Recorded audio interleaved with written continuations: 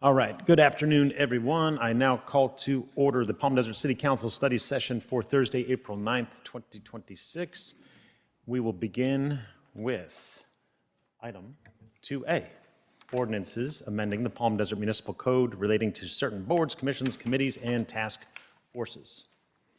Mr. Mayor and City Council, this study session item is before the City Council to obtain direction on draft municipal code amendments relating to 3 advisory bodies: the Homeless Task Force, the Environmental Resources Committee, and the Park and Recreation Committee. As part of the city's annual review of boards, commissions, committees, and task forces, staff gathered feedback from department liaisons regarding how these bodies are functioning, including their structure, scope, and meeting frequency. That feedback was reviewed with the City Council Subcommittee on Boards and Commissions, and this item brings forward the resulting draft amendments for council discussion and direction. First, the first item presents draft amendments that would sunset the Homeless Task Force. The task force was established at a time when the city primarily relied on county services to address homelessness. Since then, the city has developed a more comprehensive response model that includes dedicated staff, contracted outreach services, partnerships with regional service providers, and regional coordination through CVAG, where the city also has council representation. The question for council is whether the current structure continues to warrant a separate standing task force. Second, the item presents draft amendments that would sunset the Environmental Resources Committee. Environmental and sustainability matters are currently addressed through staff-led programs and regional coordination, including participation in the CVAG Energy and Sustainability Commission and related regional initiatives with council liaison representation at the regional level. The committee has also been operating on an as-needed basis with limited recent activity. The question for council is whether maintaining a separate standing advisory body remains necessary under this structure. And third, the item presents draft amendments relating to the Parks and Recreation Committee. The current code includes responsibilities relating to operations, maintenance, park inspections by committee members. The draft amendments would clarify that the committee's role is advisory and focused on policy, long-range planning, and major initiatives, while operational and maintenance responsibilities remain with city staff. The amendments would also remove the formal park inspection requirement and change the regular meeting schedule to every other month. The question for council is whether these changes appropriately align with the committee's role with current practices and expectations. And that concludes my report. Based on council direction, staff will return to introduce the applicable ordinances for formal consideration at a regular meeting. Okay, thank you, Anthony. Any questions from my colleagues? Karina. Thank you, Mayor. Are there any environmental initiatives down the pipeline that we see that may benefit from resident engagement? I'm going to ask if Amy could help out with that. This is Economic Development Deputy Director Amy Lawrence. Good afternoon, Amy Lawrence, Deputy Director of Economic Development. I'm unaware of any environmental initiatives at this time that could, I mean, obviously any could, but we could, if that's the case, we could put them on Engage Palm Desert and request feedback in that way.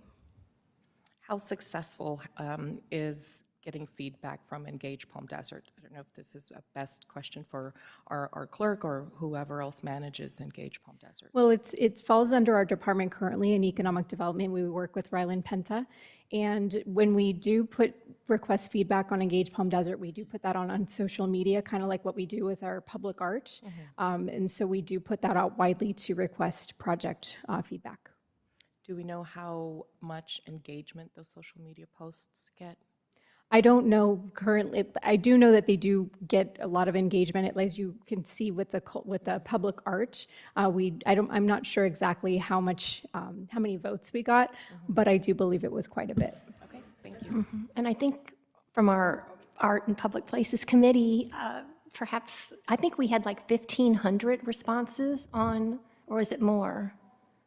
For the sculpture, we just had a meeting yesterday and it was, people were voting on the 2 sculptures. So did you want to share that? No. Erica Jimenez, Public Works. Just to speak on Engage Palm Desert, we didn't force the issue of signing up to comment. So there's no barrier for commenting. And without that barrier, we received around 1,000 votes for the recent public engagement. Last question. For instances of requesting feedback on things like environmental resources or initiatives, are those behind the open model, or do they require somebody to create an account to participate? I think we can open it either way. Okay. I believe that's what we did with the public art. We didn't require them to create an account to vote. Okay, thank you. Anybody else? Okay. No questions? Anybody want to? A couple. No questions, I'm sorry. I just Open have up a for couple discussion. Go ahead, Jen.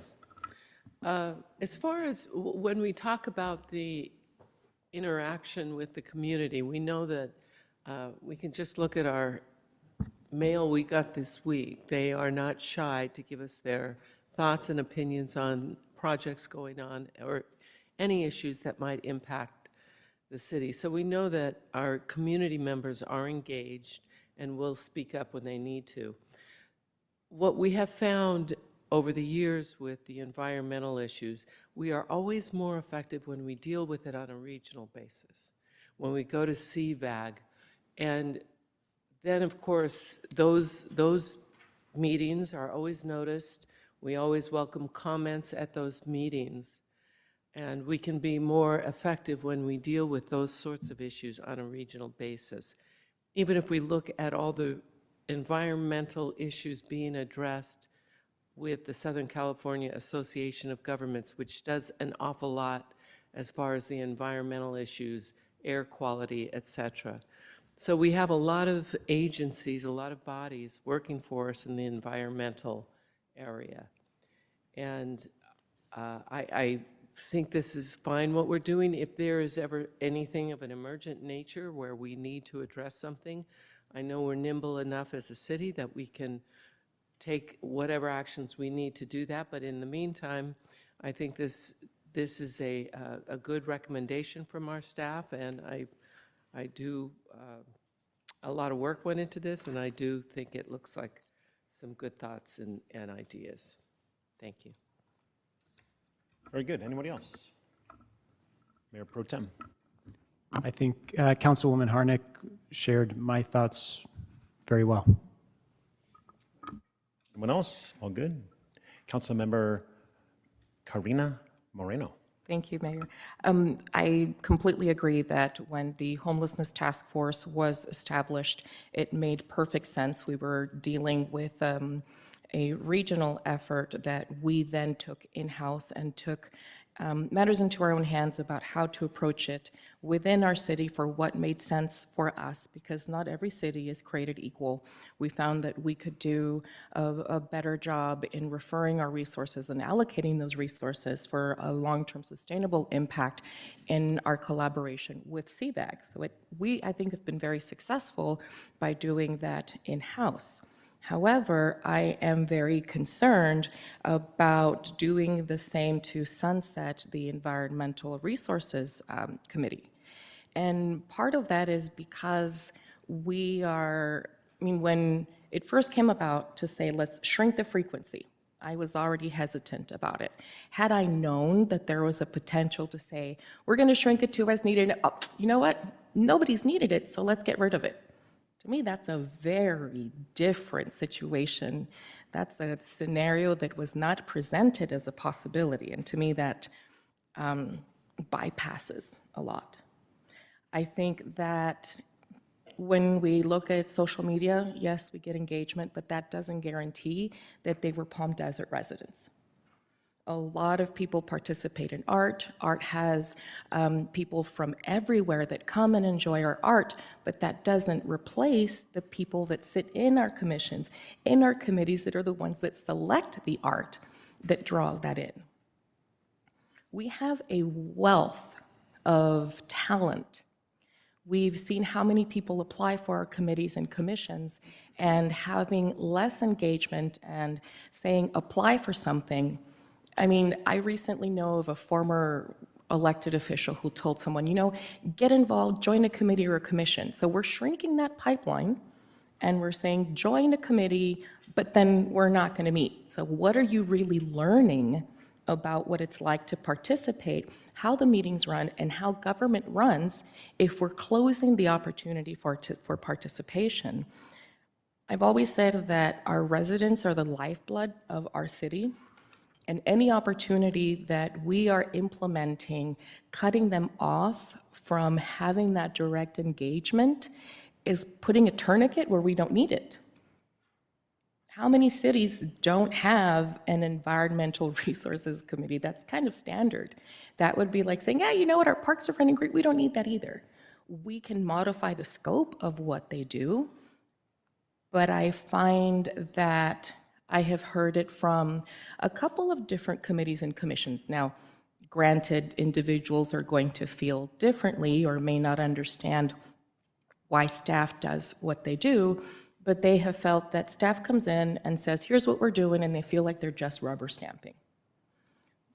Some across, again, different committees and commissions have said that when they have presented things, they feel that they're not being heard. Staff can come back and say, you know what, we heard this, and here's why it may or may not be feasible. But when they say, okay, thanks, but it doesn't come back to say, here's why. Our residents want to be engaged, and saying, oh, we heard from them online doesn't replace the role of government to engage residents, to be part of the process, to establish the opportunities. And this to me is very concerning. I understand Parks and Rec, you know, if we're going to limit the scope of each individual commissioner to have to go to their individual respective park and send a report, that makes sense. That makes sense because we've got an amazing public works department that can let staff and let us internally know. That makes sense every other month. But instead of saying, all right, fine, let's have a quarterly environmental resources meeting, even if it's just to update them on what we're doing. So these members of the community can go back and say, here's how Palm Desert is exceeding the standards, here's our innovation, and go forward instead of go look on the website. And that to me is essentially what this is doing. If you care about environment in Palm Desert, go look on our website, go look for it on social media. Well, I actually happen to agree with Councilmember Harnick, and I think staff time can be better used in other ways. So do you have clear direction on how to move forward? I do. Terrific. Thank you. Okay. And we will now, actually, that closes the study session for today. We will transition to closed session, which doesn't exist today. So we're going to take a break until 4 o'clock, come back for our regularly scheduled open session meeting. Thank you so much. Oh, there you go. Oh, there you go. See, we give you a half-hour buffer. Yes.